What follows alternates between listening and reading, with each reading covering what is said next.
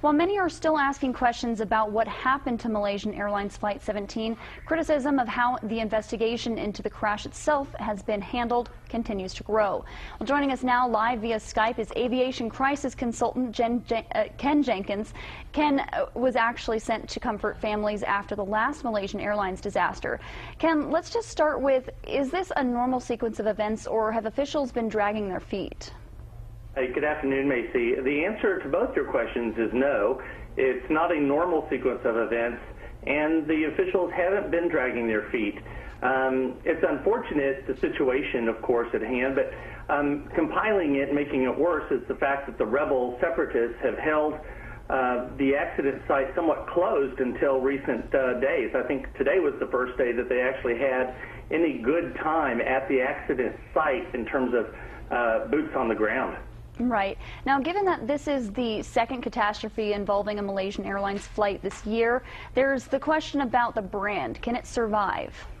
And that's an interesting question that many financial analysts are asking. I would say from an aviation perspective, I think it certainly can survive. There's a precedent set from a number of airlines that have had multiple accidents within a short period of time that are still flying today. Provided that Malaysia Airlines takes care of the families in a timely and compassionate and empathetic way, I think you'll find that they may pull through this. Right. Now, so the wreckage from missing Malaysian flight, I believe it was 370, has still not been recovered. With this crash, investigators have a lot more to work with. How fast can we expect some answers? And that's going to depend on a number of things. How much time will the investigators actually have on the ground during each day to survey the wreckage? They'll certainly look for the 4 points of the plane, the tail, the nose, and the wingtips, and then work through that and see what they can find. Initial reports are showing that they're finding shrapnel through pieces of the fuselage, which will help them pinpoint where the actual missile hit the aircraft. Depending on that time, I mean, they usually spend anywhere from 3 to 7 days on ground. But in this particular case, the debris field is rather large. It may be a few days longer.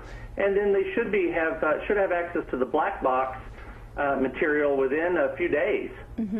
Okay, now mentioning the black box, what is the process of filtering through a black box, and how long can that take?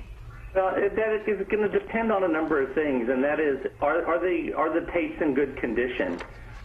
First of all, assuming that they're in good condition, then they would be able to, provided they have the appropriate where they are, be able to access that information pretty quickly. However, the black boxes aren't going to give us a lot of answers outside of more confirmation of the altitude and the speed the plane was traveling. Okay. Other than that, it's not going to give us a lot more. We know what happened, and that is the missile shot it down. It's just getting some tighter information. Great. Well, Ken, is there anything else you'd like to add about this whole situation? I would just simply like to say that my heart and thoughts and prayers, as so many of us here in the United States, goes out to the families of Flight 17 and for everything that they've had to endure, from waiting days for the bodies to be returned to hopefully at some point having personal effects recovery so that they have some of the items that their family members had with them when they died. Absolutely. Well, Ken, thank you so much for joining us today. Thank you, Macy.